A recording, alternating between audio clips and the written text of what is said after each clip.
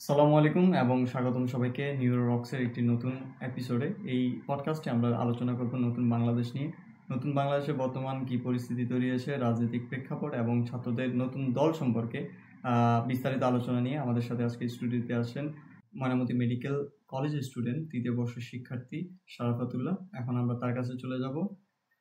শারাফাতুল্লাহ, আমার কাছে আপনার জন্য প্রশ্ন, সেটা হচ্ছে যে নতুন বাংলাদেশ বিনির্মাণে কতটুকু প্রেক্ষাপট তৈরি হয়েছে অথবা কতটুকু সম্ভাবনা তৈরি হয়েছে আপনি মনে করেন বলে আমাদেরকে জানান।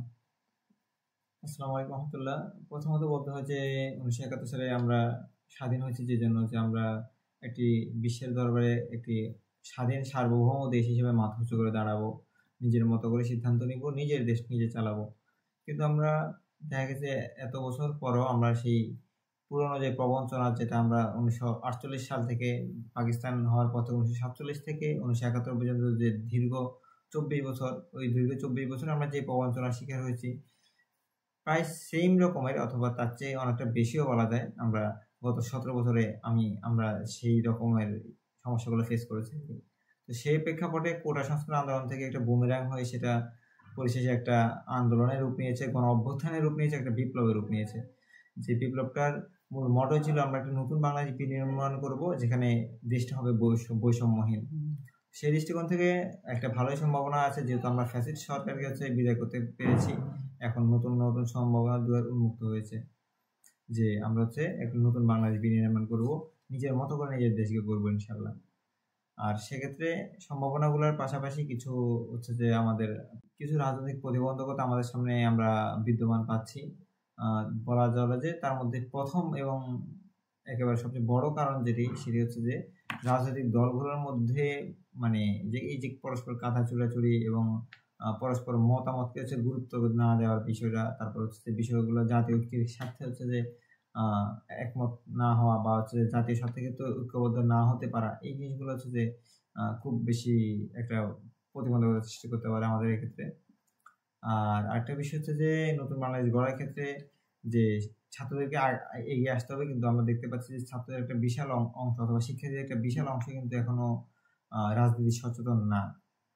এছাড়া হচ্ছে যে অজ্ঞতা, তৃতীয় নাম্বার কারণ যেটা আমি বলতে চাচ্ছি সেটা হচ্ছে যে অজ্ঞতা বা কুসংস্কার অথবা হচ্ছে যে দারিদ্র, এই যে বিষয়গুলো, এগুলো হচ্ছে যে আমাদেরকে আমাদের যে জাতিগত যে উন্নয়ন সেটা ক্ষেত্রে প্রতিবন্ধকতা হয়ে দাঁড়াতে পারে। শারাফাতুল্লাহ, আমার কাছে আরেকটা প্রশ্ন হচ্ছে যে এখনকার আমরা রাজনৈতিক ব্যক্তিবর্গ বা বিএনপি যে নেতা কর্মীরা আছে তাদের বক্তব্যের মধ্যে সুস্পষ্টভাবে শুনতে পারি যে তারা উল্লেখ করে থাকেন যে তাদের দীর্ঘ 16 বছর অথবা তাদের দীর্ঘ 15 বছর আন্দোলন সংগ্রামের মাধ্যমে বা তাদের এই কারণেই নাকি ছাত্ররা এই বিপ্লব সংগঠিত করতে সক্ষম হয়েছে বলে তারা বারবার বলেছেন এবং তারা পত্রিকা এবং বিভিন্ন চ্যানেলের নিউজে তারা এটা উল্লেখ করেছেন। বিশেষ করে চ্যানেল 24 এবং চ্যানেল আই নিউজ অনেক চ্যানেলে আমরা দেখি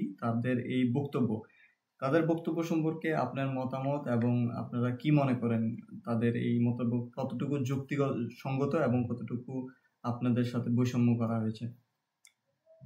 আসলে তাদের হচ্ছে যে রাজনৈতিক স্বার্থেই তারা বিভিন্ন আন্দোলনে ছিল গত 16 বছর, এটা বলতে হয়। সেখানে অনেকগুলা বিষয় ছিল যে নিজেদের রাজনৈতিক দল সংক্রান্ত, নিজেদের দলের বিভিন্ন অধিকার আদায়ের জন্য, যেমন তাদের দল হিসেবে তারা সুষ্ঠু নির্বাচন চেয়েছিল। তো এই যে বিষয়গুলো এগুলো আছে। এছাড়া হচ্ছে যে কিছু আন্দোলন ছিল যে জনসম্পৃক্ত, তবে পুরোপুরি সবগুলা তাদের যে আন্দোলন সবগুলোকে জনসম্পৃক্ত আন্দোলন বলা যায় না, আবার হচ্ছে যে সবগুলো আন্দোলনকেই শুধু নিজের ব্যক্তিগত দল কেন্দ্রিক আন্দোলন বলা চলে না আর কি। সেক্ষেত্রে অবশ্যই তারা গত 16 বছর 17 বছর যেটাই বলি আমরা, যে জামাত বলুন, বিএনপি বলুন বা অন্য যত দল বলুন, তারা সবাই কম বেশি ঝুলন ধরতে শিখাচ্ছিল। সেই জায়গা থেকে তাদের ভূমিকা আছে, আমি এটা স্বীকার করি। কিন্তু তারা যা বলতেছে যে তাদের যে মূল স্পিডটা ছিল তাদের, এবং এটা ছাত্ররা বুমেরাং করছে বা যে তারা পুরোটা ক্রেডিট যদি তারাই নিতে চায়, সেক্ষেত্রে আমি বলবো যে তাদের স্ট্যান্ড এখন ঠিক নেই। কারণ যে ছাত্ররাই যে রক্ত বিলিয়েছে, ছাত্ররাই যে কোটা সংস্কার আন্দোলন শুরু করে শেষ পর্যন্ত সেটাকে স্বৈরাচারকে উৎখাত করা আন্দোলন পর্যন্ত তাকে নিয়ে গেছে, এবং স্বৈরাচারকে উৎখাত করেই তারা ক্ষান্ত হয়নি। নতুন বাংলাদেশ বিনির্মাণের ক্ষেত্রে তারা সচেতন পদক্ষেপে আগানোর চেষ্টা করেছে।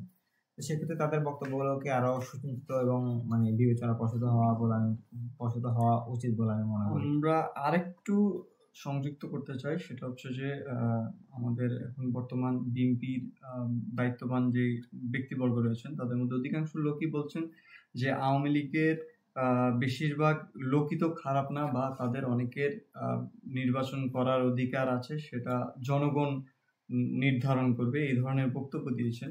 আপনি এই ধরনের বক্তব্যে কিরূপ প্রতিক্রিয়া জানাবেন আপনার পক্ষ থেকে, বা আপনি কি মনে করেন এই বিষয়গুলো?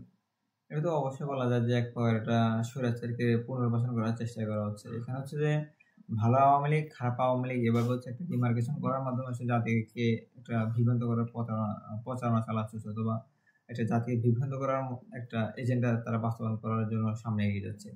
এখানে যে জিনিসটা কাজ করতেছে সেটা হচ্ছে যে ভোটের মাঠে আওয়ামী লীগের নেতাকর্মী পালিয়ে গেল, তাদের কিন্তু হচ্ছে যে সমর্থক বা হচ্ছে যে কর্মী লেভেলে যারা মোটামুটি হচ্ছে যে ওভাবে ইয়ে ছিল না, পক্ষ ছিল না, তারা হচ্ছে এখনো বিদ্যমান আছে। যেখানে তাদের ভোটগুলোকে লক্ষ্য রেখে এমন কিছু সাপোর্টিভ কথা বলা হচ্ছে যে যাতে হচ্ছে তাদের ভোটগুলোকে নিজের ব্যাংকে নেওয়া যায়। এছাড়া একটা বিষয় কাজ করতেছে যে বিরোধী দল হিসেবে তারা বিরোধী দল হিসেবে তারা ছাত্রদের যে নতুন দল অথবা হচ্ছে জামাত অথবা বলেন যে আপনি যেটা এলডিপি বা এরকম যেই দলগুলো আছে তাদের থেকে তারা হচ্ছে আওয়ামী লীগকে বেটার মনে করতেছে। তো এটা হচ্ছে যে নতুন একটা ফ্যাসিজমের আমরা ইঙ্গিত পাচ্ছি, বা হচ্ছে নতুন একটা ফ্যাসিজমের দিকে আমরা বলা যাচ্ছে মুভ করার মতো একটা প্রয়াস আমরা দেখতে পাচ্ছি আর কি।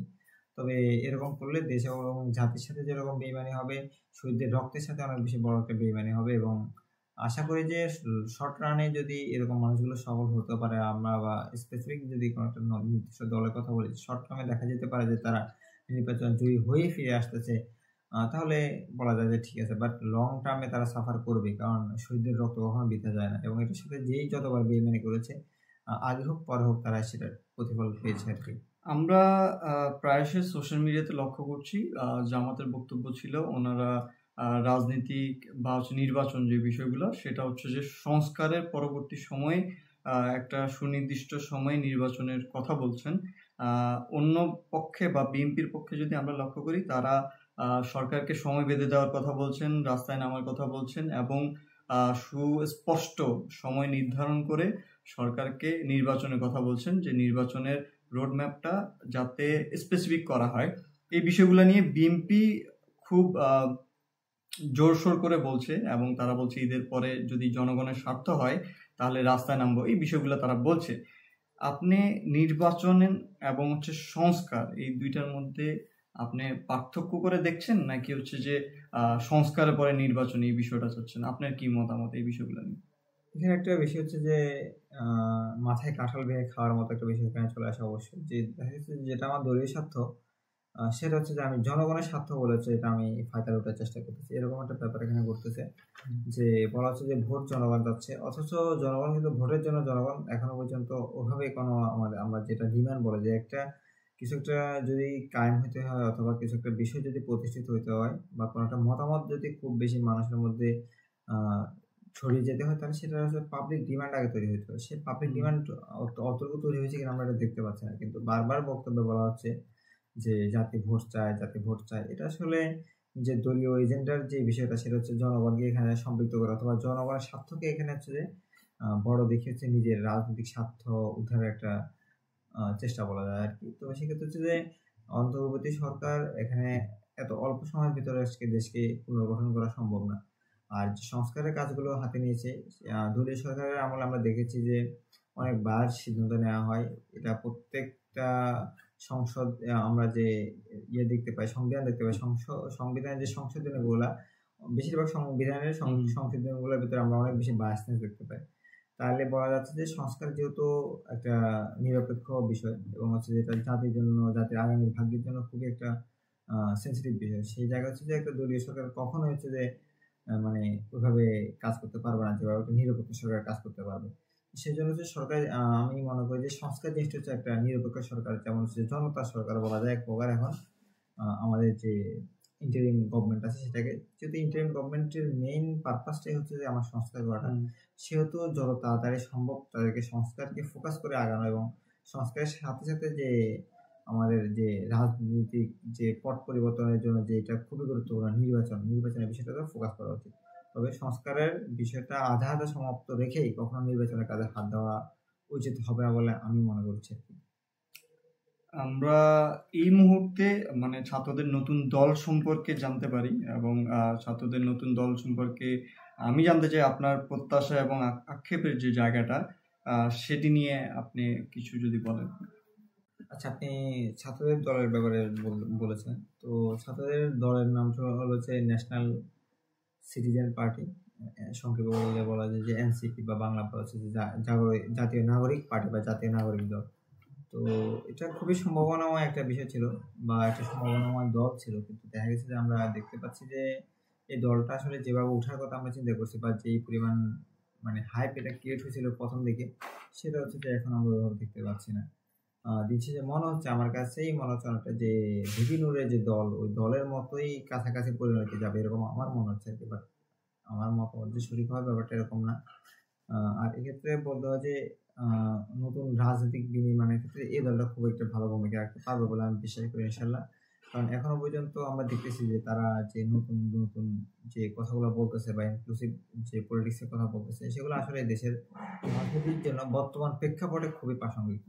সেই দৃষ্টিকোণ থেকে তাদের এই রাজনৈতিক দলটা আমার মনে হয় যে বাংলাদেশের রাজনৈতিক পট পরিবর্তনের ক্ষেত্রে কিন্তু গুরুত্বপূর্ণ কিন্তু আমরা ভূমিকা কিন্তু রাখবে। এরই মধ্যে সার্জিস আলম এবং হাসান আব্দুল্লাহ অনেককে দেখছি বিতর্কের সাথে জড়িয়ে যাচ্ছেন, এবং হচ্ছে যে কয়েকজনকে দেখছি তারা পক্ষ বিপক্ষ নিয়েও ধোঁয়াশা চলছে, এবং সেনাবাহিনী নিয়েও একটা বিতর্ক তৈরি হয়।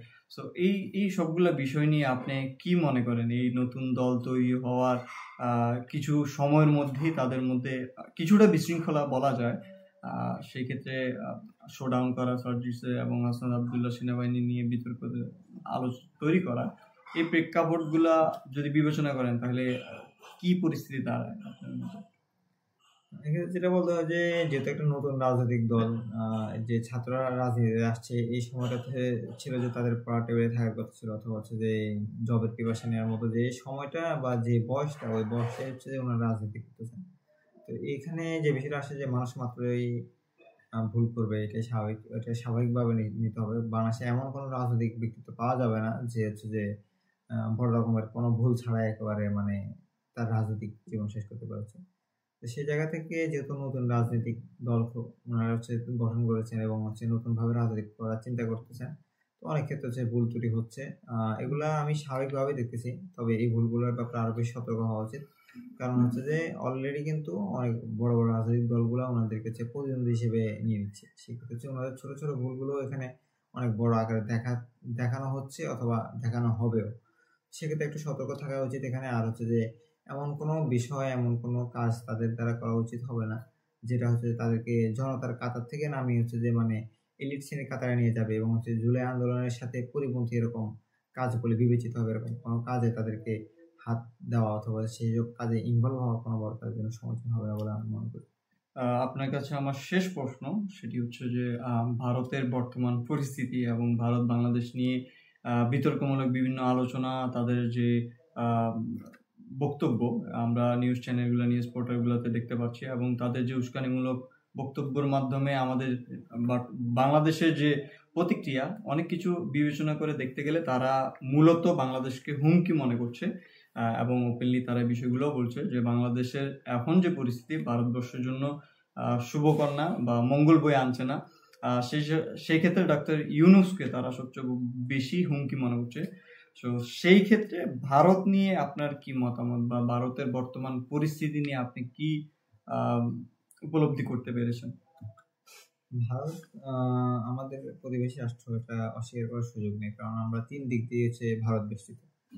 তো সেক্ষেত্রে হচ্ছে যে এমন একটি দেশ যেটা 3 দিক থেকে আমাদের সাথে বর্ডার শেয়ার করতেছে, সে দেশ আমাদের সাথে আমাদের রাজনৈতিক, অর্থনৈতিক বা অন্যান্য যে বিষয়গুলো, সব সাংস্কৃতিক সবগুলো বিষয় থেকে অথবা সবগুলো দিক থেকে হচ্ছে যে প্রাসঙ্গিক। প্রাসঙ্গিক এই অর্থে যে তারা হচ্ছে যে যদি একটা বন্ধুত্বপূর্ণ সম্পর্ক তৈরি করতে যায়, তাহলে আমাদের খুব বেশি উপকারে কিন্তু তারাই আসতে পারবে। আবার যদি তারা আমাদের স্বাধীনতা, সার্বভৌমত্বের উপর যদি হামলে করতে চায়, সেক্ষেত্রে তারাই কিন্তু আমাদের জন্য সবচেয়ে বড় গলার কাটা অথবা মাথা ব্যথার কারণ হয়ে দাঁড়াবে। সেই জায়গা থেকে ভারতের ইতিহাস অনেক কলঙ্ক এখানে আছে। আমরা যদি বলি যে হায়দ্রাবাদ একটা স্বাধীন রাষ্ট্র ছিল, ওটা দখল করা, সিকিম একটা স্বাধীন রাষ্ট্র ছিল, ওটা দখল করার ইতিহাস আছে ভারতের। কাশ্মীরের ইতিহাস আছে, কাশ্মীরকে এখনো পর্যন্ত অপারেশন রিপ্রেশনের ভিতরে ফেলে রাখা বা হচ্ছে যে কাশ্মীরকে এখনো পর্যন্ত কাশ্মীরে তাদের সবচেয়ে বেশি সেনা মোতায়েন করা, এবং আরো কয়েক বছর আগে 2021 সালের একটা নিউজ আমি পড়েছিলাম যে 1997 থেকে শুধু 2019 পর্যন্ত কাশ্মীর হচ্ছে যে প্রায় 10,167 জনের মতো নারী ধর্ষিত হয়েছে এবং 97,000 মতো মানুষ মারা গিয়েছে। তো এরকম অনেক ধরনের কলঙ্কের ইতিহাস তাদের আছে যে স্বাধীন সার্বভৌমত্ব দেশগুলোর জন্য ভারত হুমকি স্বরূপ। তো সেই ক্ষেত্রে বাংলাদেশ একটা ছোট্ট রাষ্ট্র, এর সাথে ভারত কখনো হচ্ছে ওরকম আচরণ করে নাই, যে আচরণটা একটা বন্ধু রাষ্ট্র থেকে পাওয়া উচিত ছিল। দেখা গেছে যে আমাদের স্বাধীনতা সার্বভৌমত্বের জন্য হুমকি স্বরূপ এরকম কাজগুলো, এরকম এজেন্ডাগুলো তারা বারবার বাস্তবায়ন করার চেষ্টা করেছে। সেক্ষেত্রে এখন নতুন করে দেখা যাচ্ছে যে বাংলাদেশ যখন একটা নিরপেক্ষ অন্তর্বর্তীকালীন সরকার গঠিত হয়েছে, সেক্ষেত্রে এখন তাদের দেখা যাচ্ছে একটা মায়া কান্নার মতো দেখা যাচ্ছে। যে জিনিসটা মনে হচ্ছে যে বাংলাদেশের মানুষের জন্য এটা খুব একটা শুভকর হবে না বলে মনে হচ্ছে আর কি। আর এক্ষেত্রে পতিত স্বৈরাচার যে ফ্যাসিস্ট হাসিনা, সে হচ্ছে যে মোটামুটি বলা যায় যে বাংলাদেশে থেকেই ইন্ডিয়ার এজেন্ডাগুলো বাস্তবায়ন করার চেষ্টা করেছে। ইন্ডিয়ার এজেন্ডা বাংলাদেশে বাস্তবায়ন করার চেষ্টা মানে হচ্ছে যে আর কিছুই না, জাস্ট উনি ইন্ডিয়ার প্রতিস্থাপিত একজন প্রতিনিধি, এটাই ওনাকে আমাদেরকে বলতে হবে আর কি। সেই জায়গায় এখন যেহেতু বাংলাদেশ ওইরকম একটা স্বৈরাচারের হাত থেকে কবল থেকে মুক্তি পেয়েছে, তাহলে নতুন বাংলাদেশ গড়ার ক্ষেত্রে ইউনূস সাহেব, প্রফেসর ডক্টর ইউনূস সাহেব যেভাবে আগাচ্ছেন, এরা তার সহ্য করতে পারতেছে না, বিদায় হচ্ছে যে আজকে এই ধরনের কথাগুলো বা প্রোপাগান্ডাগুলো ছড়ানো হচ্ছে বলে আমি মনে করতেছি আর কি। তবে ভারতের সাথে আমাদের সম্পর্ক হবে বন্ধুত্বসুলভ, এবং সেক্ষেত্রে আমাদের স্বাধীনতা সার্বভৌমত্বের প্রশ্নে কোনোরূপ ছাড় দেওয়া তাদেরকে উচিত হবে না বলে আমরা মনে করি। ধন্যবাদ শরাফতুল্লাহকে আমাদের সাথে আজকে সময় দেওয়ার জন্য স্টুডিওতে, এবং আপনাদের সবাইকেও ধন্যবাদ আমাদের পুরো শোটি দেখার জন্য। আমরা আশা করি আমাদের পরবর্তী যে পডকাস্টগুলো রয়েছে এবং পরবর্তী যে এপিসোডগুলো রয়েছে আমাদের সঙ্গে আপনারা বরাবরই থাকবেন, এবং আমরা নতুন কোনো বিষয় নিয়ে, নতুন কোনো গেস্ট নিয়ে আমরা আপনাদের সামনে হাজির হব, এবং জেনারেশনের যে শিক্ষার্থীরা রয়েছেন বা বন্ধুরা রয়েছেন আমাদের, তাদের যে মতামতগুলো রয়েছে, তাদের যে বিষয়গুলো রয়েছে সেগুলা উপস্থাপন করার জন্য বা আপনাদের সামনে তুলে ধরার জন্য আমরা চেষ্টা করব।